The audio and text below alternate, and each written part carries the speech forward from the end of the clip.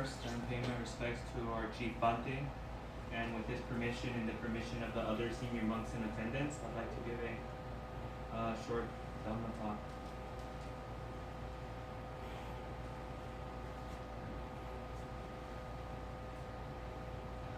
So 20 years old, right?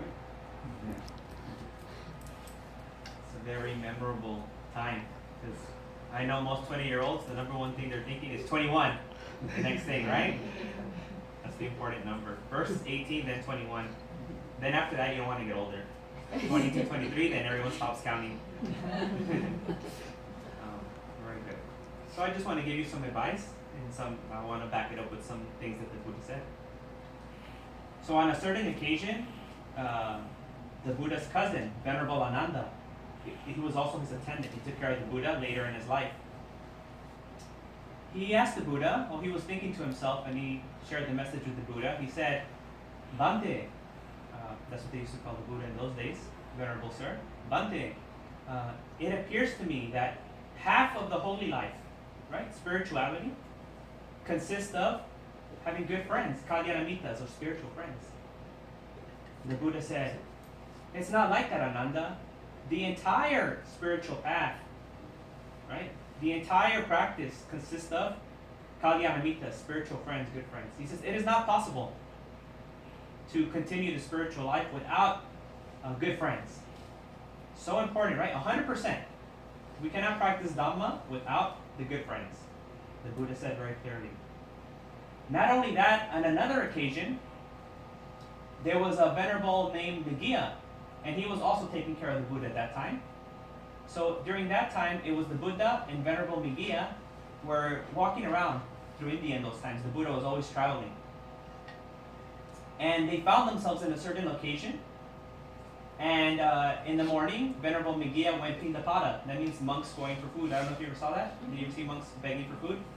You can go on YouTube and put like Thailand. Thailand has a big tradition a lot. In Sri Lanka they practice also, but in Thailand they do it every day, without non-stop.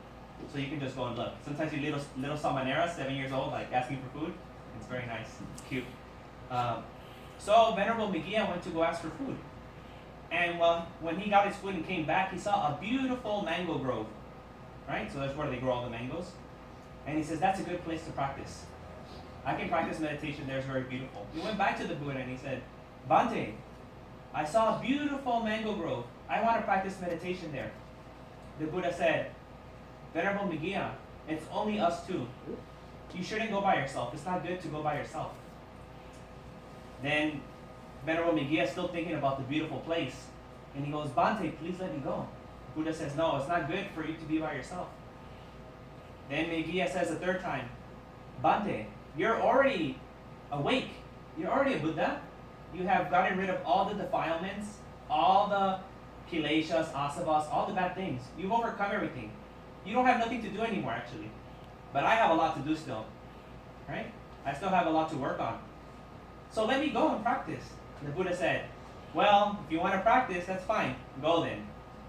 So the next day, Venerable Nagiya went again on Pindapada to get food. And on the way back, he stopped at the mango grove and he started meditating. And when he was meditating, all these bad thoughts came into his mind. And he goes, wow, that's amazing, you know. I've been a monk for so long. I'm with the Buddha. I've been practicing. And even after all of this, a lot of things are coming to my mind. So then he goes back to the Buddha, because he's not going to stay there. He couldn't meditate properly. He goes back to the Buddha and he goes, Bante, while I was meditating in that mango grove, all these bad thoughts came to my mind. The Buddha goes, yes. That's what happens with an immature person. He tells him that he's immature. That's the word that Buddha uses most of the time. He calls people immature. He doesn't call them dumb. He goes, oh, you're immature, right? Because the Buddha doesn't say bad words, right? So he only uses, he says, immature, you're not grown up yet. Then he tells them, I'm going to show you 5 qualities, 5 things that you can practice to become mature, for you to grow up, right? It's very important because you're 20 years old, right? So you're growing up right now. I'm going to make it very short. This part very short. He says there's 5. First good quality that you need to develop is having kalyanamitas, having good friends. Then he goes, the next 2 have to do with the behavior, right? Speech and actions. Then the next one has to do with the cultivation, self-cultivation. And the last one has to do with understanding or wisdom. He says, if you practice these 5 things, you will mature by doing these things. Actually, we can break it down, make it easier. Just think about like sila and samadhi and panya. So the behavior, the meditation, and the wisdom. That's the easy way to always remember it. Because the Buddha always repeats this. Sometimes he says 5, 4, 10, 8 things, but it's always these 3 things. We can make it very easy. But then the Buddha says, but there is one thing that will help you develop all these 5 things. It's very important. The foundation for all these 5 things. He goes, having good friends, right? So the first factor, having the good friends, the good influences, is the most important thing for cultivating the whole path. It's the same thing that he told Ananda before, right? You need good friends to cultivate the path. It's 100%. So the Buddha said you need 5 things to mature. That means to become awakened, to complete the practice of Dhamma. Here again, the Buddha says the same thing. With the friends, with having the good friends, you complete the path. So the Buddha says it different ways sometimes. So it's very, very, very, very important, this teaching that the Buddha is giving about having good friends. But not only just good friends, right? Sometimes we think our friends are the ones who tell us what we like, right? Those are not your good friends, right? They're just telling you what you want to hear, right? So we have to be careful with those kind of people. Actually, if we look at the Mahamangala Sutta, the discourse on the greatest blessings, the Buddha right there, angel, a devata, comes from the heaven, or alien, whatever you want to call it, right? Now aliens are in style, people don't talk about angels. We can talk about alien. So an alien comes down in his bright spaceship and asks the Buddha, tell me, what are the highest blessings? What are the best things in life, right? What are the best things? What makes you really rich? Everyone now wants to be rich and successful. You think if you have a Lambo, a Maserati, then you're successful, right? But the Buddha doesn't talk about those things, okay? He tells this alien, he tells him, the first thing he tells him is, do not hang out or do not associate with foolish people, immature people. Only with the wise, with the intelligent, the pandita. You know this word? No? You don't know Sinhala very well? So pandita means like a very educated person, right? So you hang out with the smart people. This is the highest blessing. So there's many blessings in this list, but the first thing that he says is the same thing he told Megillah, right? What's the first thing that you need?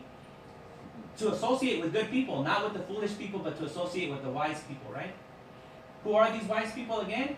We can look at the Sigalovada Sutta in the Digha Nikaya. That sutta, the Buddha gives advice to lay people. He tells lay people how to live their lives. All categories, teachers to students, students to teachers, parents to children, children to parents, friends to friends.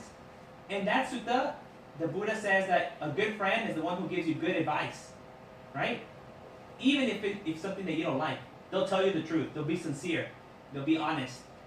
They're not scared of losing their friendship because they're going to tell you the truth, right? The Buddha says the people who are not your friends are the ones who say, oh yeah, do it, yeah, come on, sure, yeah, that's a good thing, right? Like sometimes your friends will be like, oh, don't study right now, right? Let's go somewhere else. Let's go to the movies. Let's go race, right? I saw the cars. Let's go play video games. Let's go watch the movie It. It just came out, right? That's a new scary movie that just came out, It.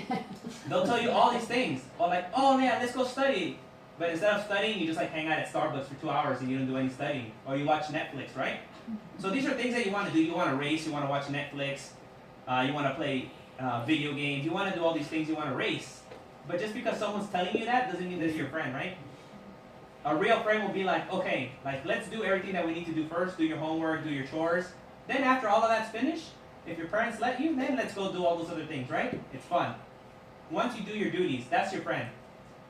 But the person who tells you to do those other things before doing your duties, that person's not your friend, right? And especially now, because I'm assuming you go to college, right? And you're going to be 21. The main thing is the drinking, right? So you're interested. You're thinking about the drinking. I'm going to be 21. I can do it. And then you see adults, maybe some people here, you've seen them drinking too.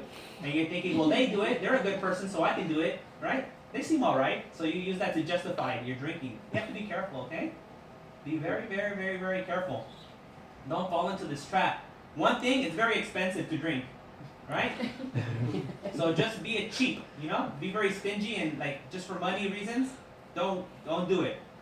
Next thing, what you don't see or you might see, the next day is not very nice. People get headaches, they don't feel good. It's horrible. And the flavor is not good. So there's so many things that are not good about it, right? And you make bad choices when you're doing that. A lot of bad choices you can make. People usually, when they go out and they go drinking, the next day they look at their bank account and their app and, oh, what happened? Why did I spend like $200 going out? And there goes your money, right? So that's a very dangerous influence. So be careful with people who are telling you, oh yeah, let's go drink. Oh, how old are you, 20? Oh, don't worry, I'll bring the drinks. You don't even have to buy them, right? Maybe this has already happened. So just be careful, okay? I can't tell you what to do, what not to do. That's not my job. All I can tell you is to be careful, right? Be careful and don't think that those people are your friends, right? Some of them might be your friends, but they're confused, right? They might have a wrong idea. Some of these people might be your friends, but they don't properly understand. I'm not saying that they're not your friends. But don't automatically assume when someone tells you something that you like, that they're your friends, right? I think for guys it's a little bit more difficult, but girls know this very well. Because as soon as a girl becomes a teenager and she becomes very pretty, a lot of guys start telling them things, right? So they already know that people are always talking empty words. They're always trying to convince them. The women know that the guys will say anything to get them to go on a date or anything, right? So the women are a little bit smarter in this regard. They know who their real friends are, who not their friends are, right? If you ever seen that movie Mean Girls, have you seen that? Those college movies about like how girls act to each other and they treat each other in high school. Anyways, but guys don't really have this kind of experience. We always like, yeah, going with the buddies, whatever they say sounds good, it sounds exciting. So it's more, I think guys are more susceptible to following bad influences. Because usually the parents take care of the girl more and the mom gives her daughter a lot of advice. But for the boys, you know, it's like, oh, he'll learn on his own. If he falls, you tell him, it's okay, don't cry, right? So the boys kind of like left alone a little more independent, the women are taken care of more. So I think that is actually a negative thing when it comes to college because you don't have that kind of advice or strong advice that they usually give to women, to girls. So just think about these things, okay? I just want you to think about who are your good friends and who are not your friends. And just because someone tells you something that you want to do, doesn't mean that you're friends. They might do it for themselves, right? They're looking for an excuse and they're going to use you for their excuse, right? And then when someone catches you guys doing it, they're pointing at you. Oh yeah, it was him. He said it was okay, right? So, especially, you know, that kind of stuff doesn't work with the police. It doesn't work with the dean at school. So be very careful, right? You can get in so many problems. It seems like you're doing very well, and don't risk any of that. Especially if you have that kind of car. You know, you can get. Police are always looking for people with those kind of cars. You know that. They'll stop you for no reason. Sometimes they'll even like check your rims or they'll measure how far it is off the ground. They'll tell you to open the hood to see if you have any illegal parts. You know, they're always looking for an excuse. So you have to be very careful, okay? Your friends might tell you to race up and down this street. Don't do it. Alright? If you want to race, go out to the desert, to that racetrack out there. I know you have to pay, but there's a proper way, there's a proper place to do it. Right? There's proper places for you to go to the racetrack and race your car. Don't do it in the streets. It's very dangerous. Right? I used to have a Camaro. I had an RSX Type S. I had a lot of sports cars, so I know, okay? Don't do it. It's not worth it. And I used to also hang out with the racing crews over here, like Northridge, Chatsworth, and Canoga Reseda. This side of the valley is where most of the racing happened. When I was, that was like 16 years ago anyways, but yeah. So just be careful, okay? This is just my advice to you. This is some of the stories that the Buddha gave to see who are good friends and who are not our friends. So hopefully just take this into consideration, you know? And just think about it for yourself. If you're a smart young man, you can figure things out, okay? So I'm just like trying to remind you of something that you already know and your parents and the monks have been teaching you for a long time. So with this, I'd like to conclude my Dhamma talk, and now Bhante will continue with the rest of the ceremony. Thank you.